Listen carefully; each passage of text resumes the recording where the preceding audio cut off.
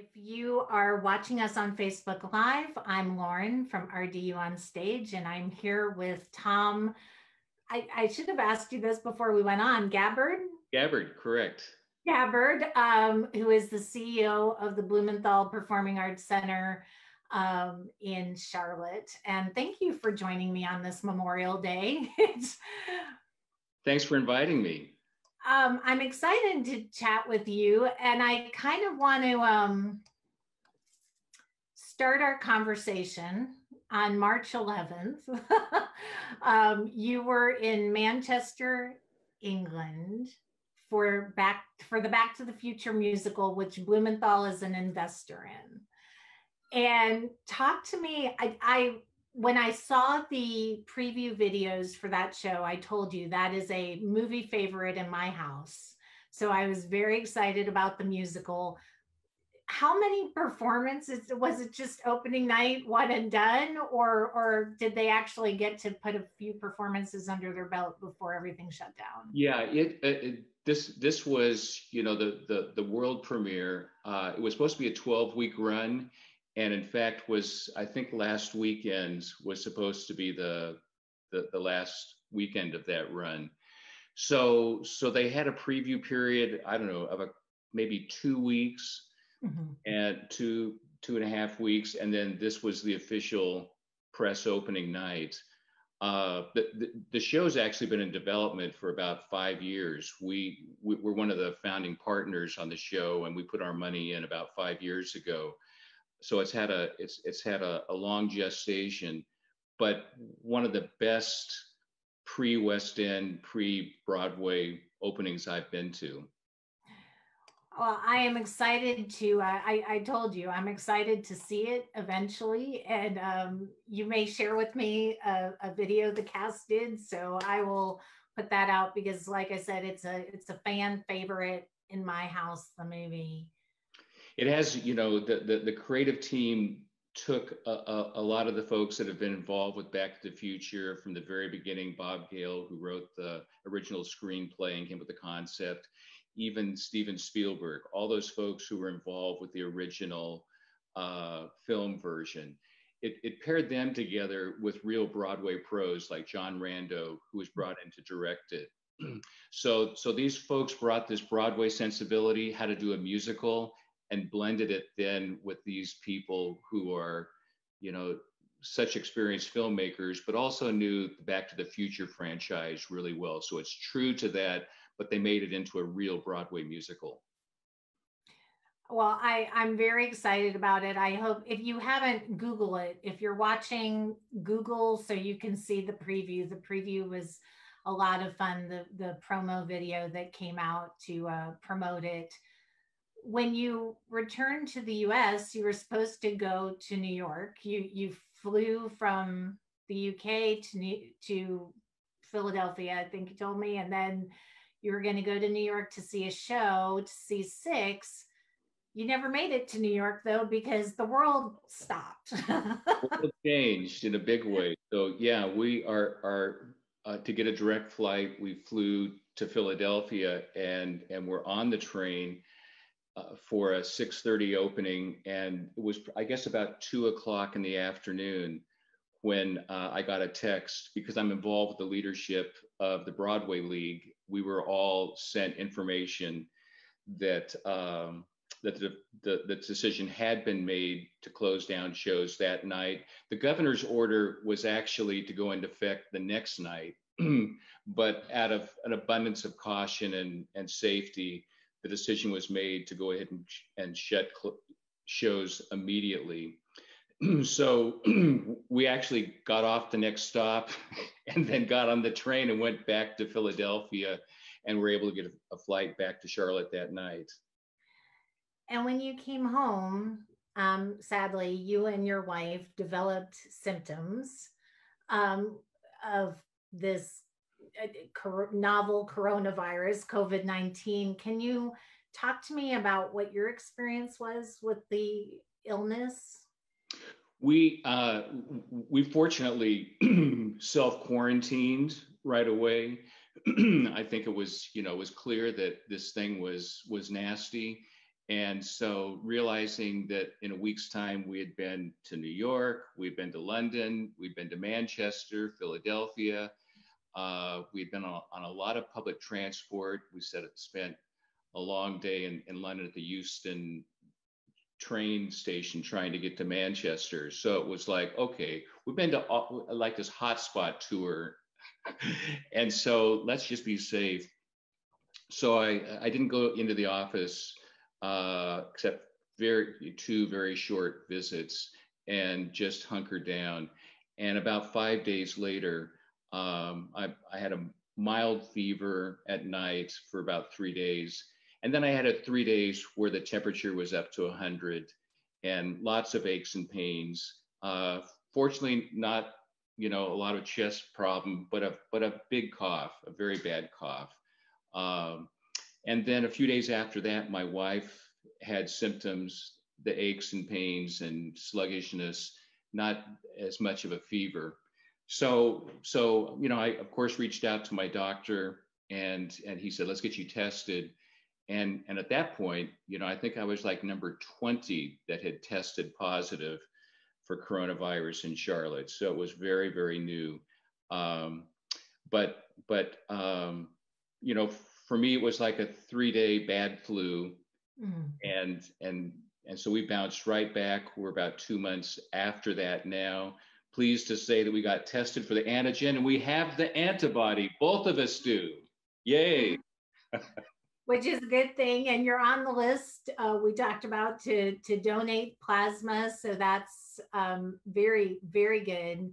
With the state moving into phase 2 of reopening, do you have any, and it being Memorial Day weekend, a day when people traditionally gather, do you have any concerns that people maybe aren't taking this seriously enough, or maybe taking it too seriously? Well, I think probably mainly concerned that people aren't taking it seriously enough. And particularly when I see these pictures of people, that are at the stores and all of that and not wearing masks. I have, in fact, let me reach for it here. I have stocked up. I have managed to find some incredible masks that I've been putting together, and so I have this incredible inventory of masks that is ready to go when we have events. I'm going to have. I've got a whole series here that are like Mexican food. They're chilies and margaritas. You have a wardrobe of masks. Yeah. So I am. I'm game and ready to go and to get out there, but with a mask. Mask is really essential to us reactivating.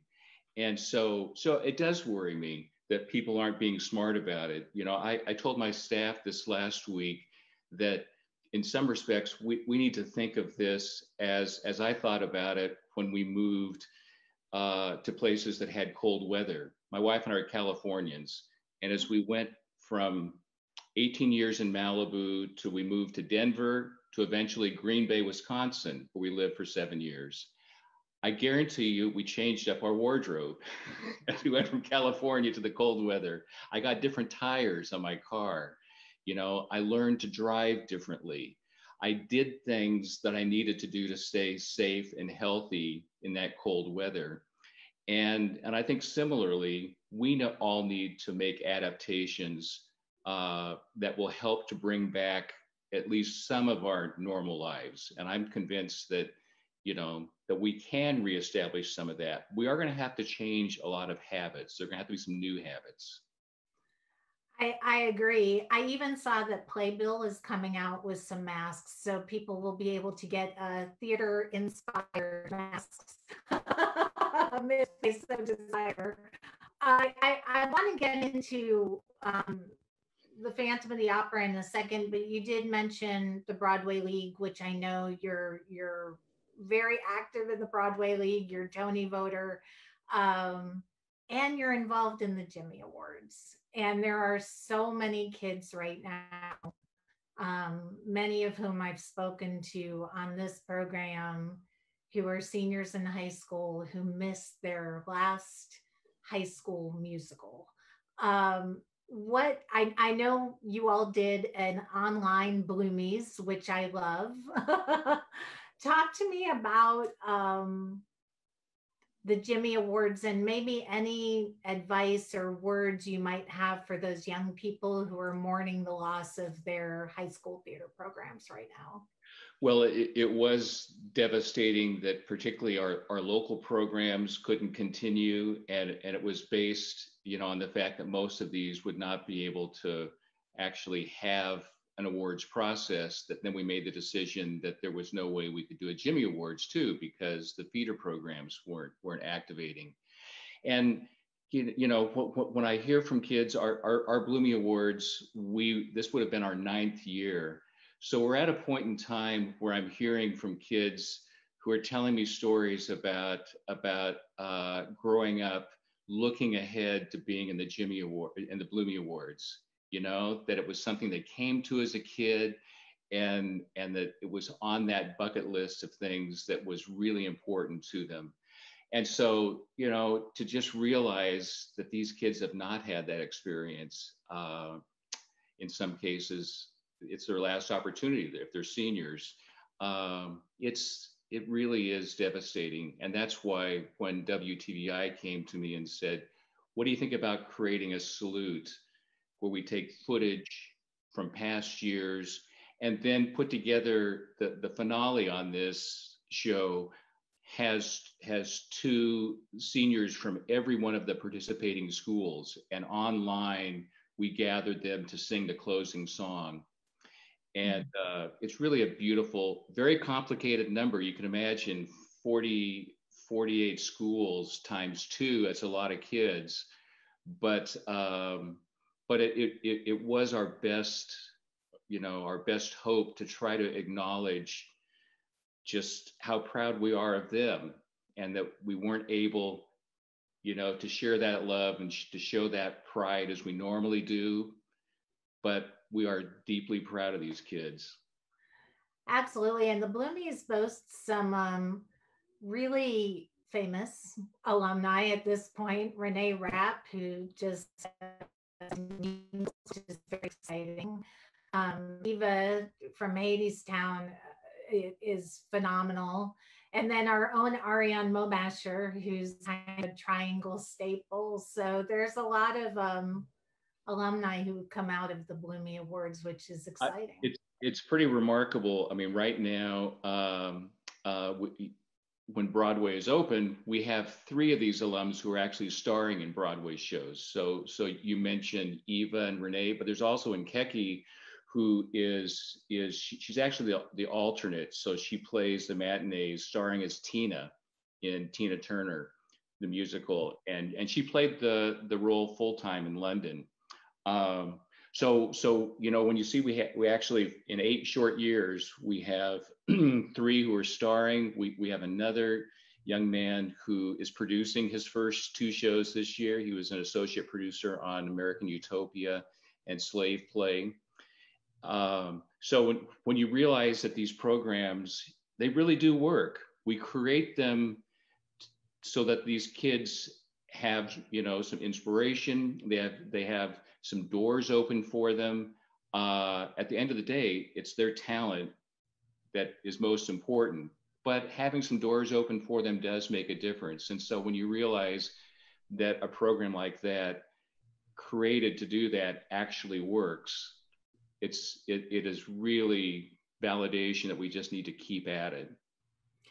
And I've spoken to people who have attended the Jimmy Awards and have just said it is a glorious celebration of talent from high school students around the country. It really is. And to realize that this footprint does extend nationally to all these different cities. And to realize the ripple effect, because we have these programs, it's encouraging schools to do musicals. You don't realize how fragile, that position is in school budgets. One year there was a superintendent who their student was at the Jimmy Awards. And so the superintendent came to New York and brought some people.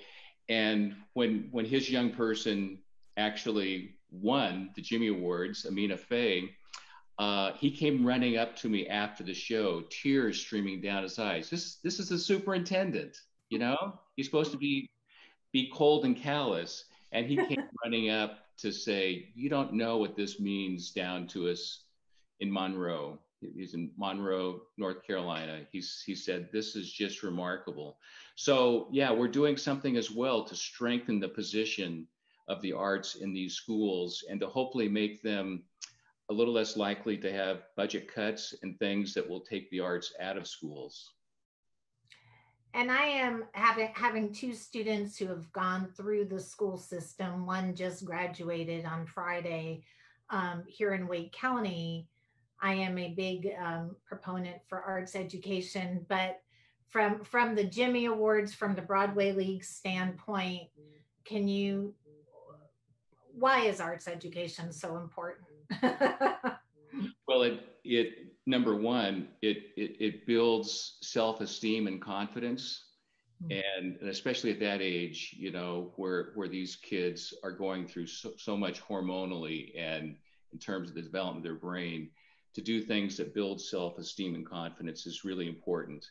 Builds teamwork, you know, doing any kind of arts activity. I guess maybe if you're a singular painter, maybe that's singular. But for the most part, the arts very much are a team sport.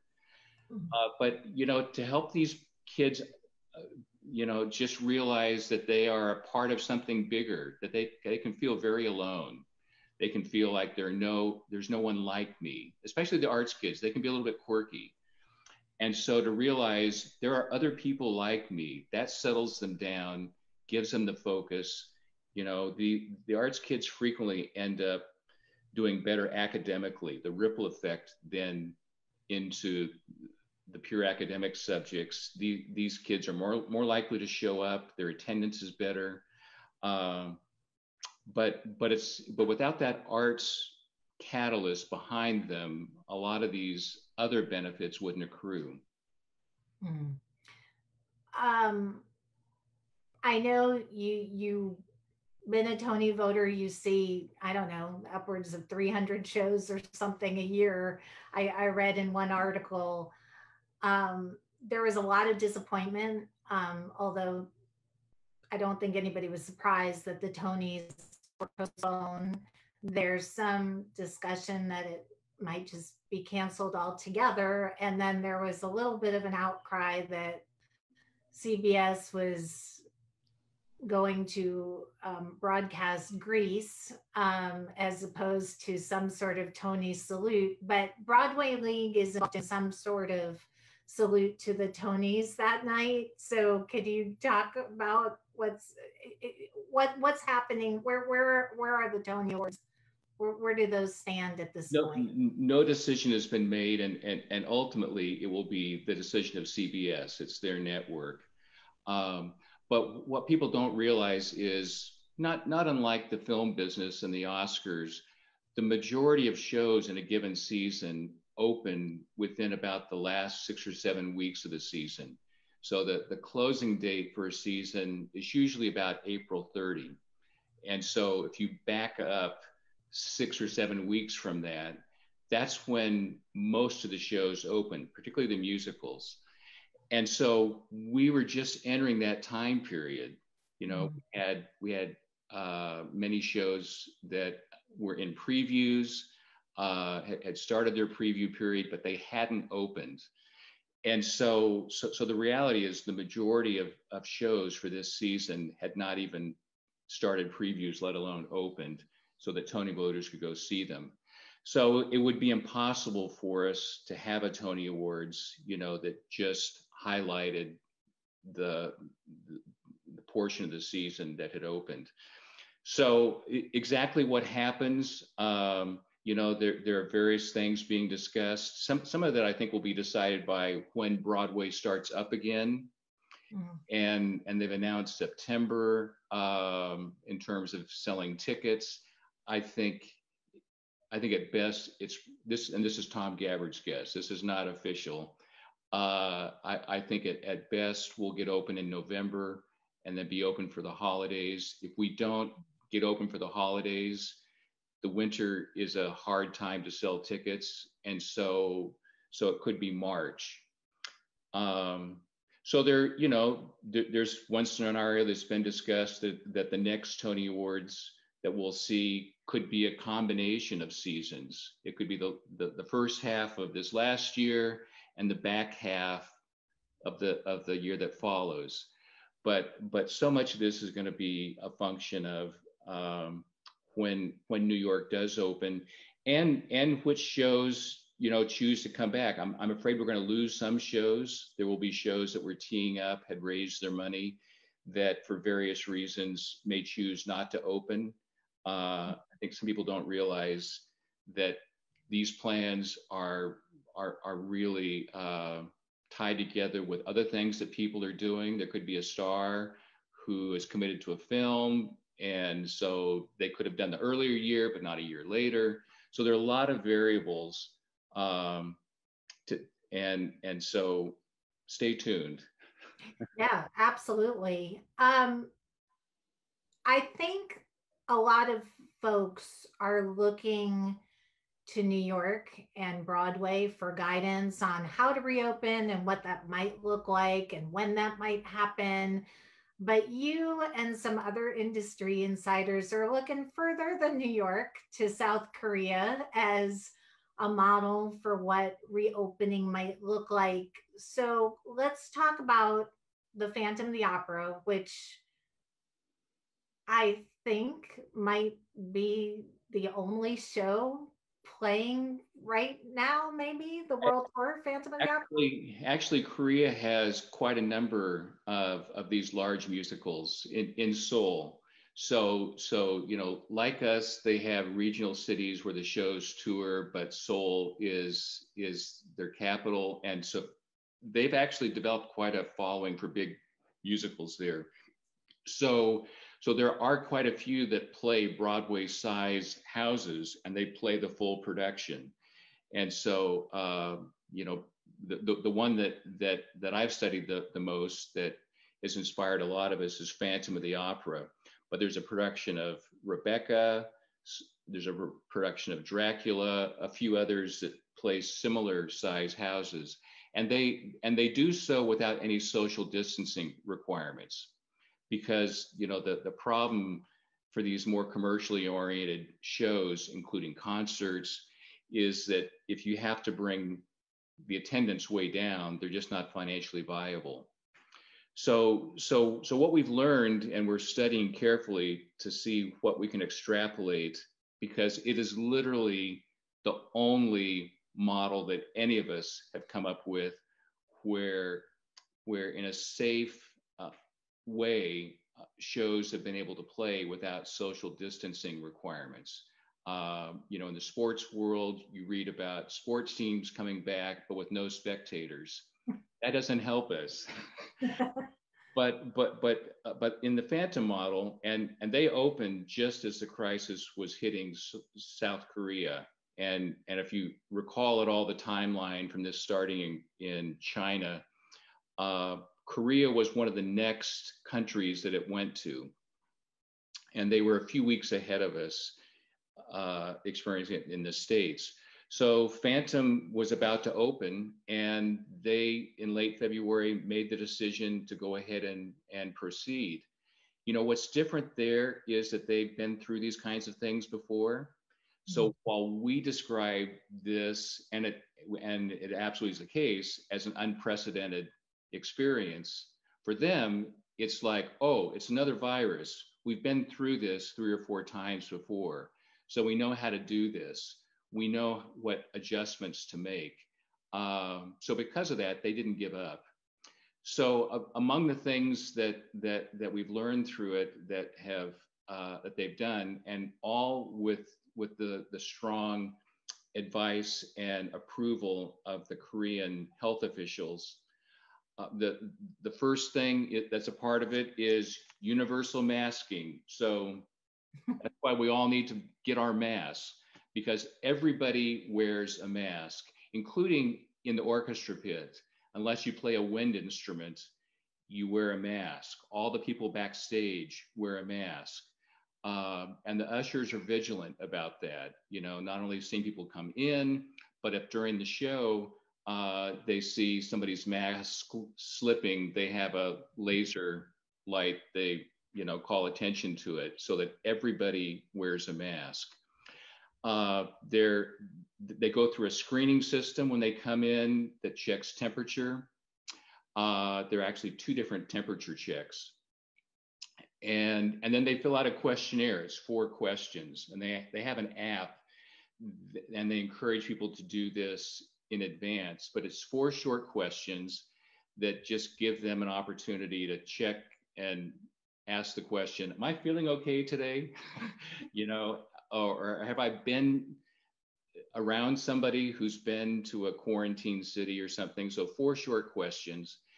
They strongly control backstage access, and so you know, who's back there is even more tightly controlled.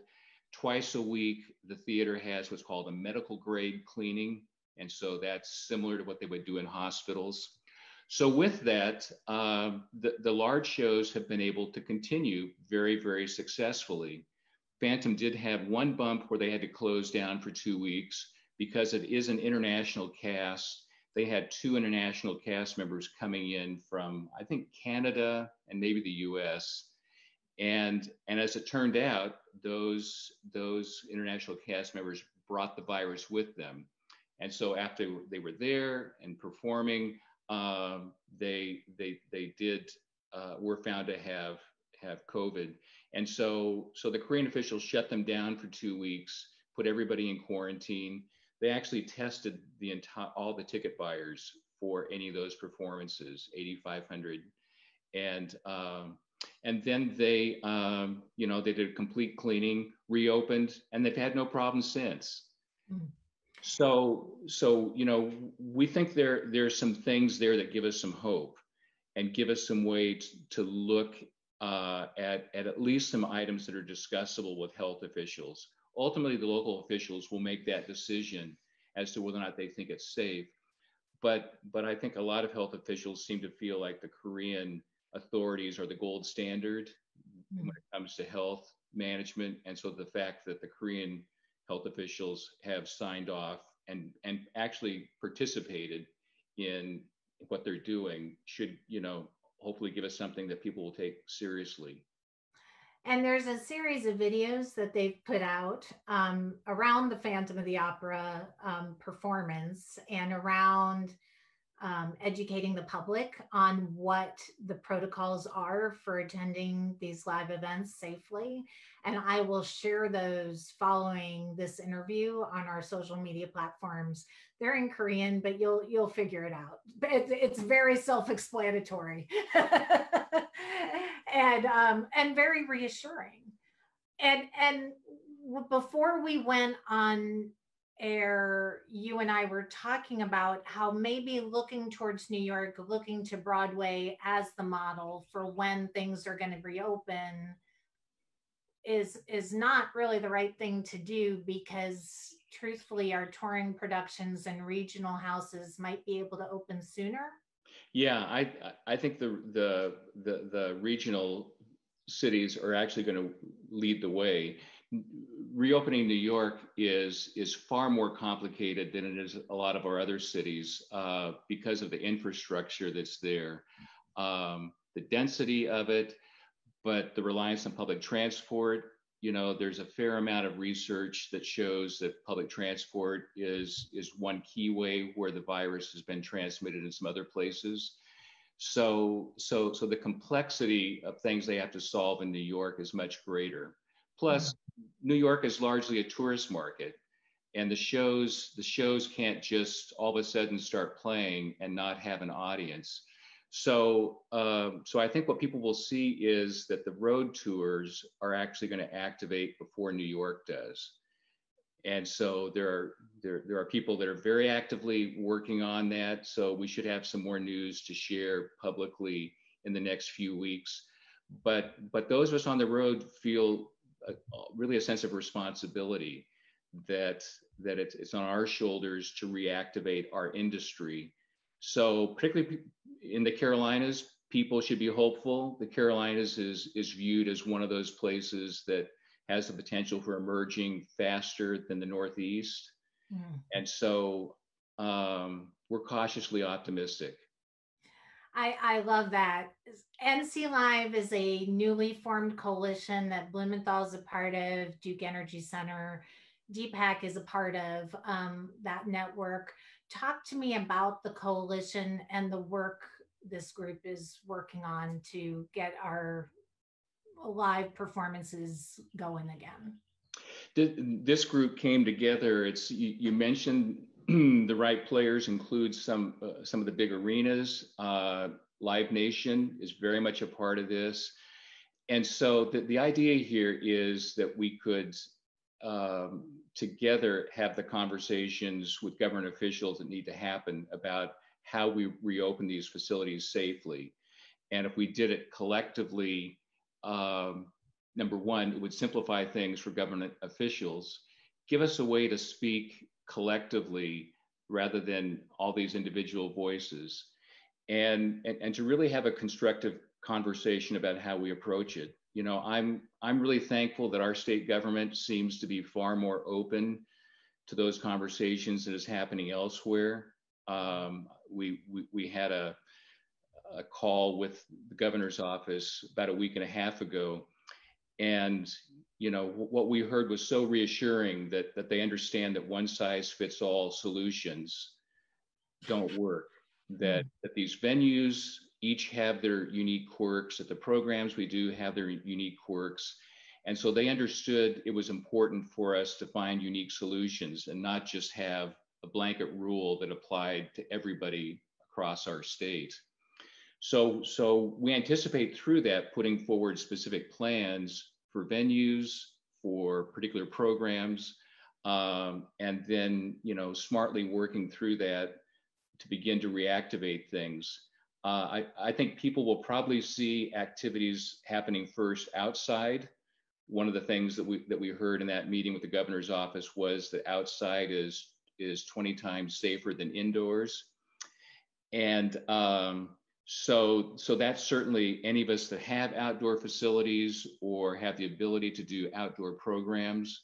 I think the public will see us try to activate those first, and perhaps actually ramp up what we do, that some of us will do more outdoors than we normally do.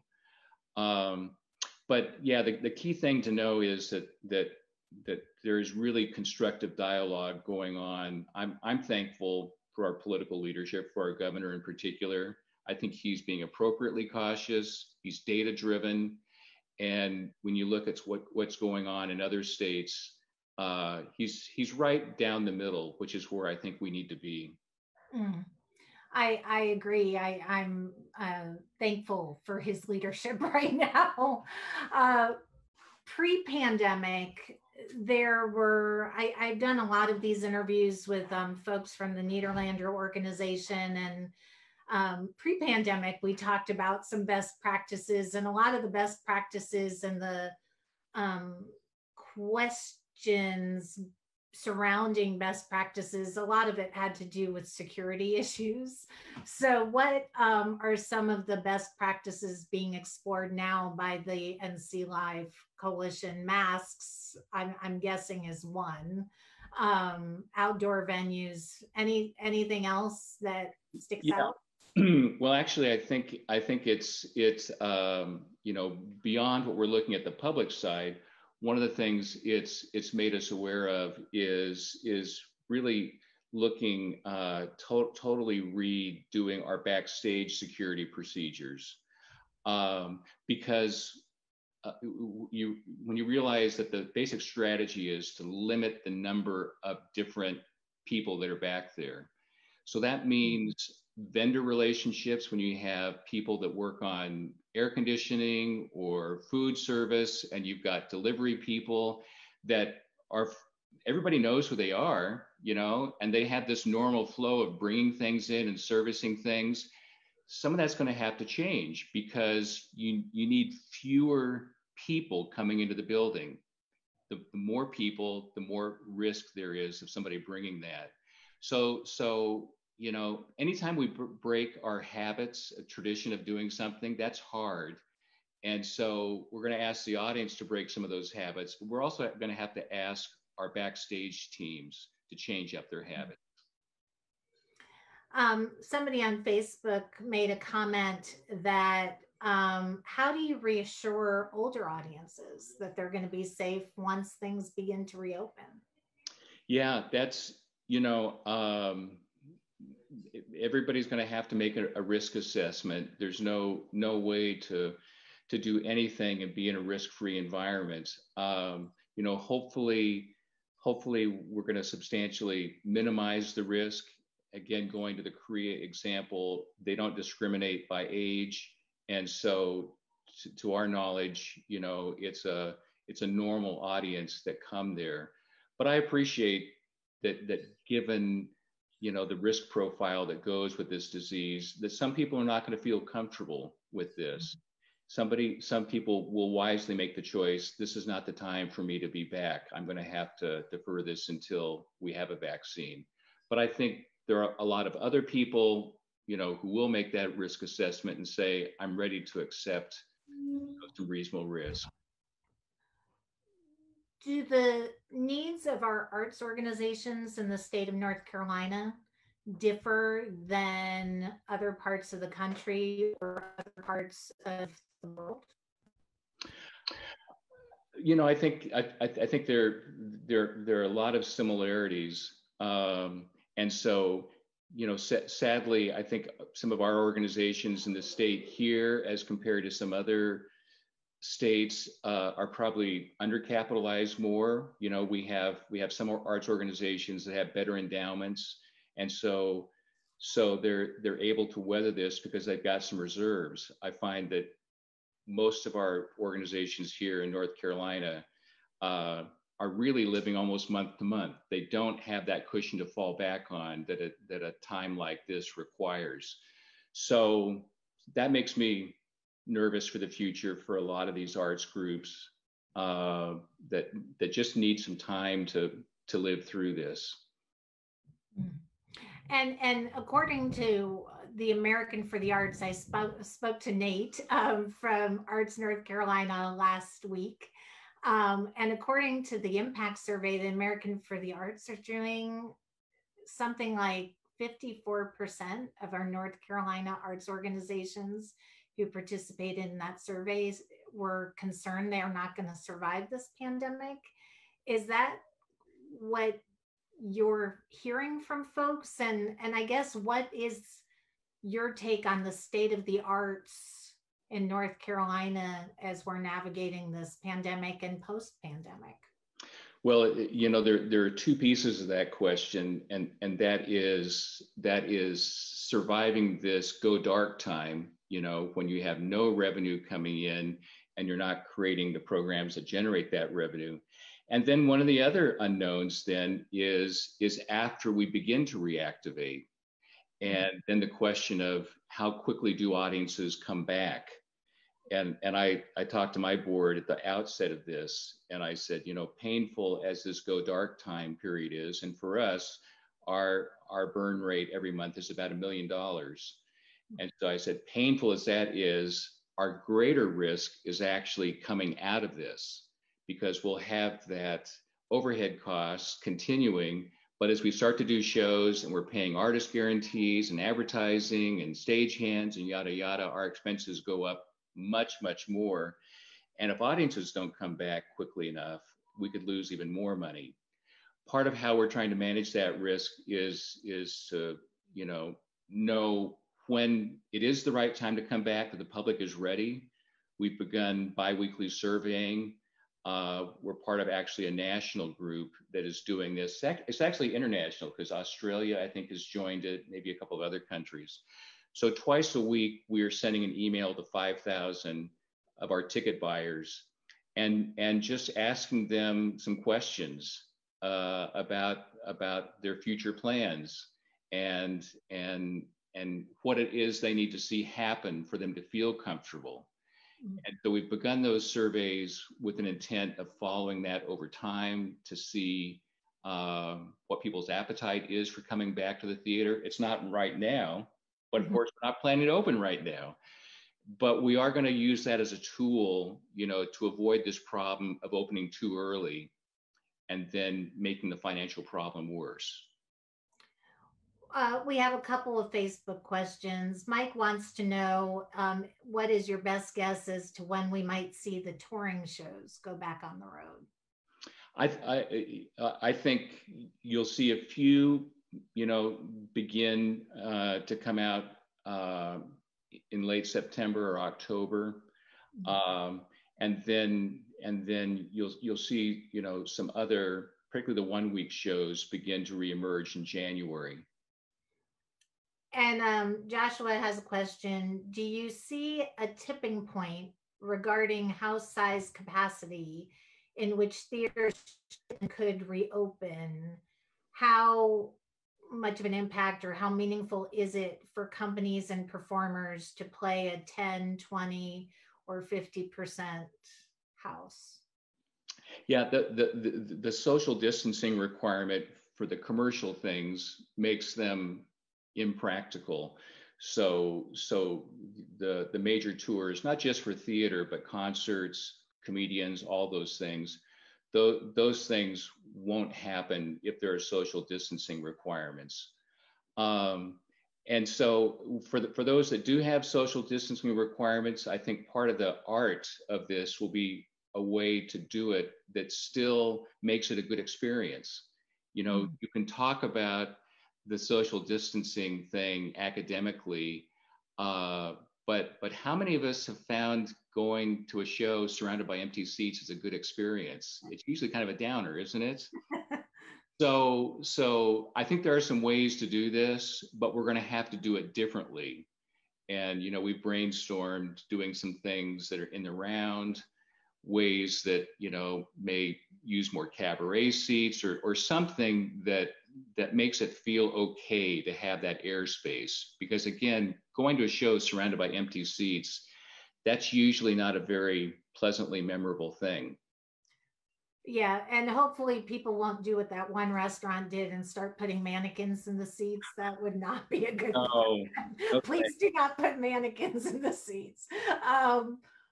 One thing that I find striking about this period that we're going through is how much folks are leaning on the arts right now to cope. There's a lot of live streams available from the National Theater, from a lot of regional theaters. Burning Coal Theater locally has been doing some live streams shows. Do these kinds of virtual experiences or live streams help or hurt our theaters? And well, I'll leave it there, and then I'll ask you the second part of this question. Well, it's a natural reaction, and I applaud anybody that has made a decision that I'm going to do something. I'm not going to sit passively and be a victim of this. So anybody who's chosen to do something, my hat's off to them. We've chosen not to go down that path very far. We have posted links to a lot of really good content that others are creating. Groups like the National Theater in London, because they do film screenings, they have an incredible library of high quality content. So we've chosen not to go too far down that path because so much of it exists. I find that there's pretty wide variety in the quality of it. And honestly, I do worry for some people, who set out with the best of intentions. And I worry about some of them harming their brand by doing something that's not good quality. And so I think that is something with a lot of caution. We've chosen, I know colleagues, who are looking at creating this content for the next year or so. We're more optimistic about getting live started again. That I've told our team, we're just not going to make that investment because it's a distraction from doing what we need to do on live. We have some experience doing things outdoors, so that the notion of really embracing outdoors in a bigger way for the next period of time. That's something, that we're energized by. So we've chosen to really stay focused on trying to get live re-engaged and not worry about creating the online content. And do you think because so many folks are having access to these some incredible performances and some not so incredible performances right now being live streamed, does that open the doors to new audiences when live does come back? I'd certainly hope so. Any time that we have an opportunity to introduce ourselves, and people that just happen to be out there, surfing online, and they come across this, and that's an introduction. And that's another reason why, if people are going to choose to be out there, it needs to be good, because we want that. The fact they've stumbled into our storefront, we want them to have a good experience while they're there. And so many of us are relying on Zoom and StreamYard and all of these virtual platforms right now. Do all of these virtual tools that we're all using make theater somehow more accessible to folks who otherwise couldn't go to the theater for whatever reason? And are any of these tools going to stick around post pandemic? Can we learn about using tools in a post pandemic world? Yeah, I'm hopeful that a lot of them will continue on, especially, when you look at the way that it has opened up our access to artists and creative minds. We've had incredible support from actors, from directors, various people, who normally we don't have that kind of contact with. And so hopefully some of that continues. So hopefully some of these actors, you'd be surprised how many actors have actually been hesitant to do a Facebook Live, things like that. It's kind of an intimidating thing. And so the fact that they've had a good experience, hopefully they've had a good experience, hopefully that means they'll be ready to do more. And I think you're so right to point to that access issue, and anything we can do to, break down barriers and humanize it, personalize it, make it less intimidating. That's good for us. What can audiences do? What can patrons do now and on the other side of this pandemic to support our art? I mean, first of all, don't give up hope. This virus is going to end. It's not going to be forever. There are times it feels like it is forever.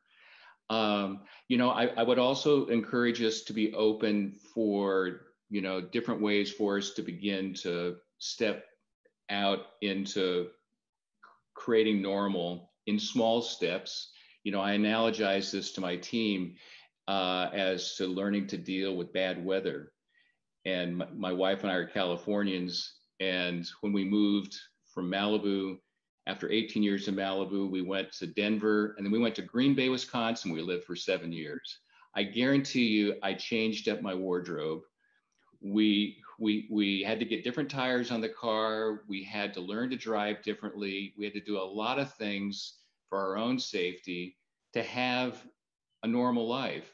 And I think there are elements of that apply here. We're not going to be able to reestablish all of normal, but I think we can begin to reestablish some things. We're going to have to change our habits. And it really does, hate to keep coming back to masks, but masks, is a part of it. We need to be smart about this, but we also need to realize we're not just hostage to it. I love that. And I love that you have given a lot of people hope. I think it's a lot of, we talked about before we went on air that it feels like there's a lot of doom and gloom, especially every time you hear something come out of work that the Tonys have been postponed, or we're not opening until Labor Day, or, all of this news that people are paying attention to. And I think what you've given us is an alternative scenario. And I love that. So thank you. And thank you for spending part of your Memorial Day with me. My And pleasure. thanks everyone for watching. We had a full house on Facebook. So thank you everyone for watching. And I will share the videos from South Korea because I think they're really interesting. And I want people to start paying attention to what's happening there, as opposed to just focusing on New York. So, good. Thank you so much. Thank you, Tom. And I will definitely share the Back to the Future stuff online too, as you share it with me, because I'm very excited to see that show when it eventually comes to the United States. Great. Good. Thank you. Thank you. And thanks everyone for watching. I will see you tonight at 8 o'clock. Kim Jackson will be here and she will be interviewing the cast and creatives behind Bear Theater's Marat Sade, which is doing a remount, hopefully sometime soon. So thank you again, Tom. Stay safe and healthy. And I look forward to seeing you in Charlotte soon. I look forward to seeing you. Take care. Thank you. Bye-bye.